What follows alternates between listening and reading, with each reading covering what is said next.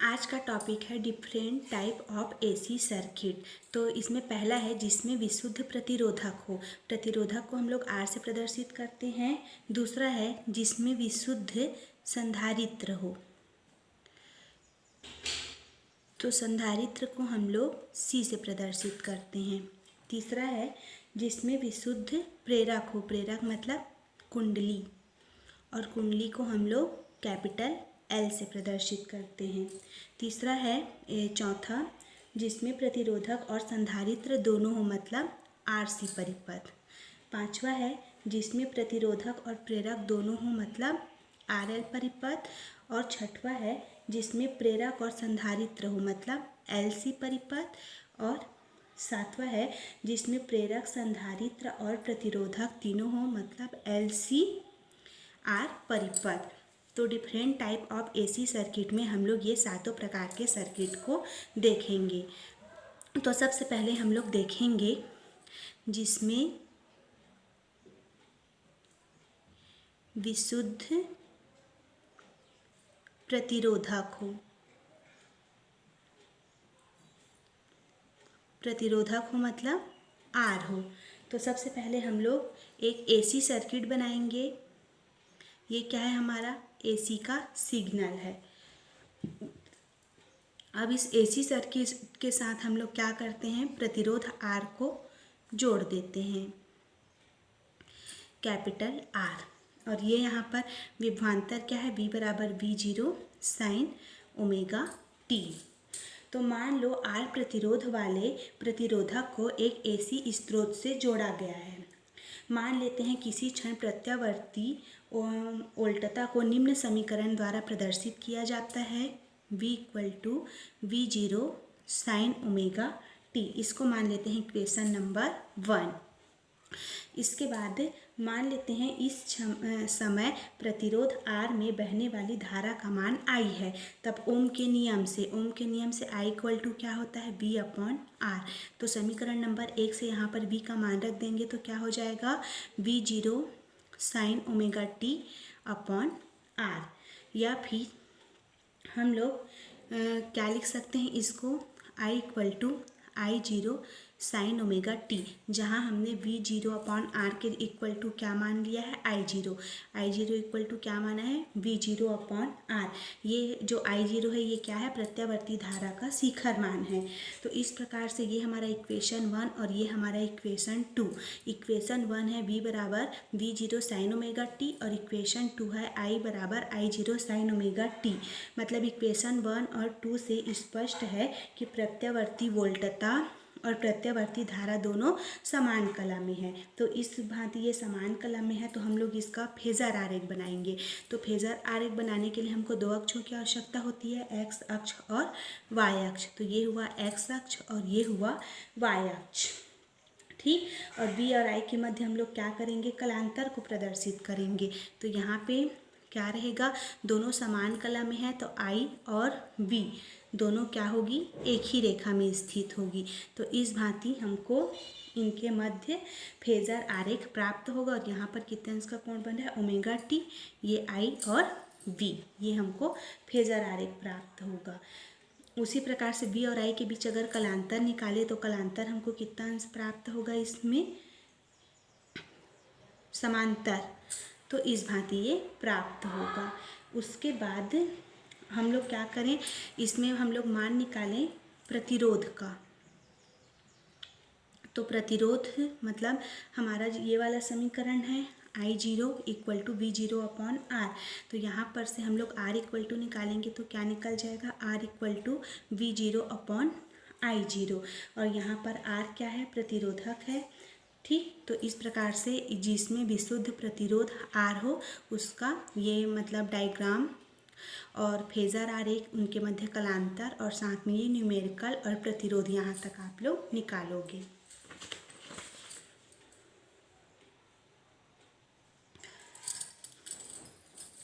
उसके बाद दूसरा हम लोग देखेंगे एसी परिपथ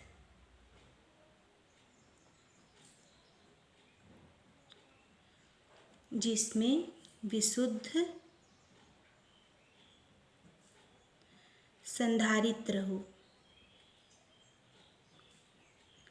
संधारित्र मतलब सी। ठीक, तो सबसे पहले यहाँ पर एक प्रत्यावर्ती जो हमारा सिग्नल है V=V0 साइन ओमेगा टी, उसके साथ हम लोग जोड़ देंगे एक संधारित्र। यह है संधारित्र का संकेत C। ठीक, तो मान लेते हैं धारिता C के एक संधारित्र को प्रत्यावर्ती धारा स्रोत से जोड़ा गया है। मान लेते हैं किसी क्षण संधारित्र पर आरोपित प्रत्यावर्ती वोल्टता को हम लोग निम्न समीकरण द्वारा प्रदर्शित करते हैं। V=V0 sine omega T, equation number 1। अब यदि इसी समय संधारित्र पर प्राप्त आवेश Q हो तो आवेश इक्वल टू हमारा क्या होता है, C इंटू वी। ये हम लोग पहले देख चुके हैं संधारित्र वाले चैप्टर में। तो यहाँ पर से इक्वेशन नंबर 1 से यहाँ पर से V का मान रख देंगे तो Q इक्वल टू क्या प्राप्त होगा, C into V0 sine omega t. इसको मान लेंगे इक्वेशन 2। अब उसके बाद मान लेते हैं समय t पर बहने वाली धारा I हो, तो हमारा धारा I क्या बराबर क्या होता है, आवेश बटे समय। तो आवेश यहाँ पर हो जाएगा dQ/dt, क्योंकि समय अंतराल क्या है, कम है। अब यहाँ पर क्या करेंगे, Q का मान रख देंगे तो d/dt। Q का मान क्या है हमारा, CV0 साइन ओमेगा टी।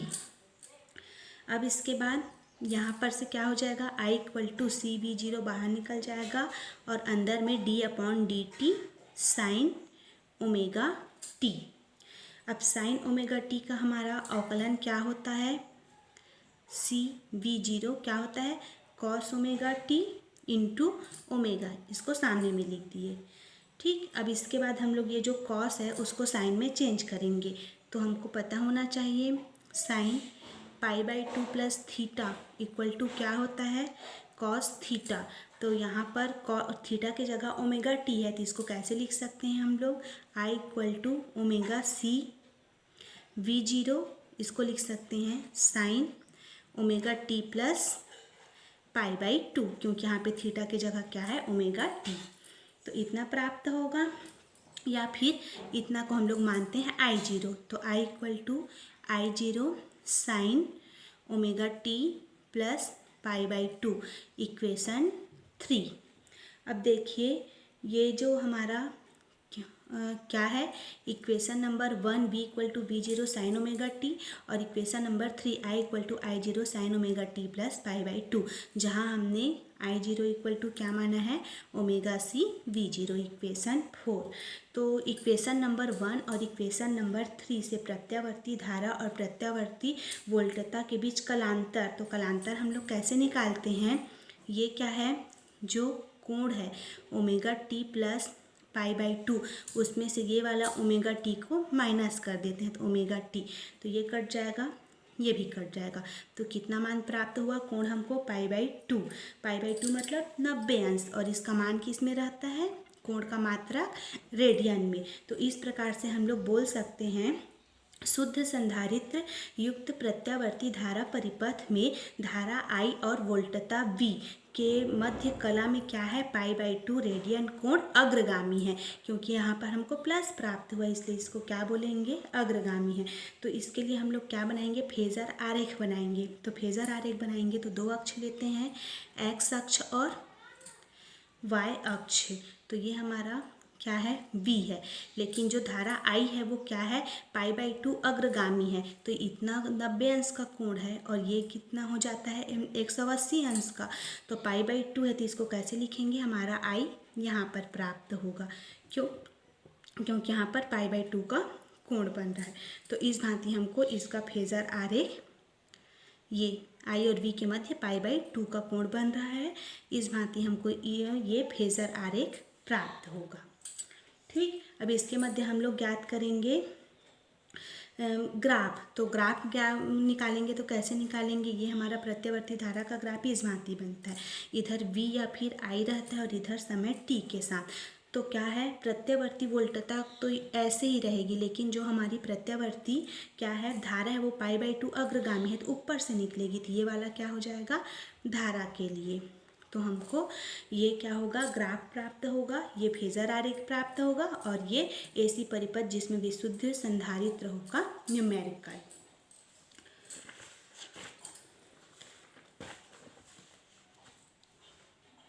अब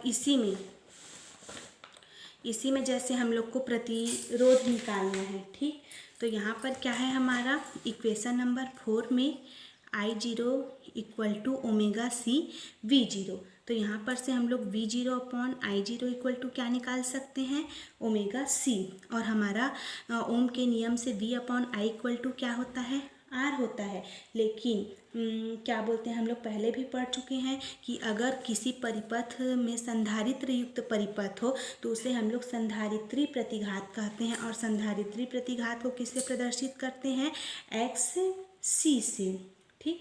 संधारित्री प्रतिघात को हम लोग किससे प्रदर्शित करते हैं, एक्स सी से। तो हमारा इसके जगह आर न लिखकर हम लोग क्या लिखेंगे, एक्स सी अपॉन 1 अपॉन ओमेगा सी। तो एक्स सी इक्वल टू हमको क्या प्राप्त होगा, 1 अपॉन ओमेगा सी, या फिर ओमेगा का मान होता है 2 न्यू सी, इतना हमको प्राप्त होगा।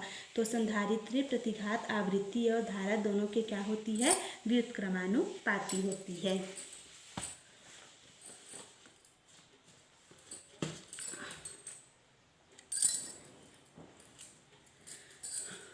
तीसरा हम लोग देखेंगे एसी परिपथ जिसमें विशुद्ध प्रेरक हो। प्रेरक मतलब कुंडली, और कुंडली का संकेत क्या है, एल। तो हम लोग ऐसा डायग्राम बनाएंगे, ये क्या है, एसी का सिग्नल जिसमें वोल्टेज है V बराबर V0 साइन ओमेगा टी। इसको हम लोग एक कुंडली से जोड़ देंगे, ये हमारा कुंडली का संकेत है, एल इस भांति, ठीक। तो मान लो प्रेरकत्व एल की एक प्रेरक कुंडली को जिसका प्रतिरोध क्या है, नगण्य है, एक प्रत्यावर्ती धारा स्रोत के साथ जोड़ा गया है। मान लेते हैं किसी क्षण प्रेरक कुंडली पर आरोपित प्रत्यावर्ती वोल्टेज को निम्न समीकरण द्वारा प्रदर्शित किया जाता है, V equal to V0 sine omega t. इसको मान लेंगे हम लोग इक्वेशन नंबर 1। जब प्रेरक कुंडली में प्रत्यावर्ती धारा प्रवाहित होती है तो उसमें क्या होता है, प्रेरित विद्युत वाहक बल उत्पन्न होता है। उस प्रेरित विद्युत वाहक बल का मान क्या होता है, -L di अपॉन dt, जहाँ पर di अपॉन dt किसी क्षण मतलब समय t पर धारा में क्या है, परिवर्तन की दर है। चूँकि प्रतिरोध यहाँ पर क्या है, नगण्य है, तो यहाँ पर हम लोग लगाएंगे किरचॉफ का लूप नियम। किरचॉफ का सेकंड लॉ है लूप नियम। तो क्या होता है, विभवांतर और उसमें बहने वाली धारा का गुणनफल उसके सदिश योग क्या होती है, कुल विद्युत वाहक बल के बराबर होता है। तो यहाँ पर विभवांतर क्या लगा है, V माइनस यहाँ पर प्रतिरोध क्या है, कुंडली L, और प्रवाहित होने वाली धारा इतना। तो और यहाँ पर इक्वल किसके बराबर होगा, 0 के बराबर। या फिर इसको कैसे लिख सकते हैं, V equal to L di upon dt।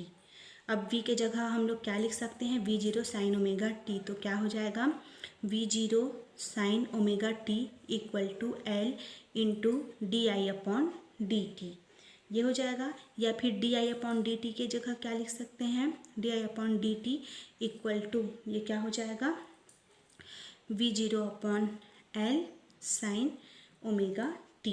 अब इसका टी के सापेक्ष करेंगे हम लोग समाकलन, तो di अपॉन dt क्या हो जाएगा, I हो जाएगा, और V0 अपॉन L बाहर निकल जाएगा, ये समाकलन का निशान क्या हो जाएगा, साइन ओमेगा टी dt। अब इसके बाद आगे I equal to V0 upon L, sine omega t का समाकलन क्या होता है, minus cos omega t upon omega t का ओमेगा, इतना प्राप्त होगा। या फिर इसको लिख सकते हैं I equal to minus V0 upon L cos omega t upon omega. अब उसके बाद हमको फार्मूला पता होना चाहिए, sine π/2 minus theta equal to किसके बराबर होता है, कॉस थीटा। तो यहाँ पर जो कॉस ओमेगा टी है उसको साइन में चेंज करेंगे तो क्या हो जाएगा I equal to minus V zero upon omega L. Cos omega t क्या हो जाएगा sine pi by two minus theta.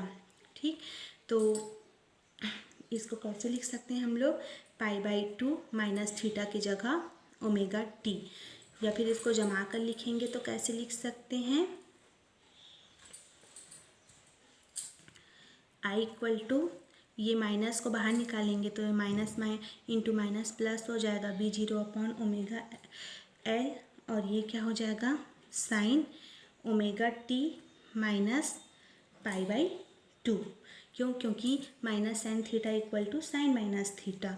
अब उसके बाद हम लोग इतना को मान लेते हैं आई जीरो, तो I equal to I zero sine omega t minus pi by two, जहाँ हमने आई जीरो इक्वल टू क्या माना है V zero upon omega L, जहाँ पर आई जीरो क्या है धारा का शिखर मान है। इसको मान लेंगे इक्वेशन नंबर 2, ये इक्वेशन नंबर 3। तो ये जो हमारा इक्वेशन नंबर 1 है V equal to we zero sine omega t, और ये हमारा जो इक्वेशन नंबर 2 है I equal to I zero sine omega t minus pi by to.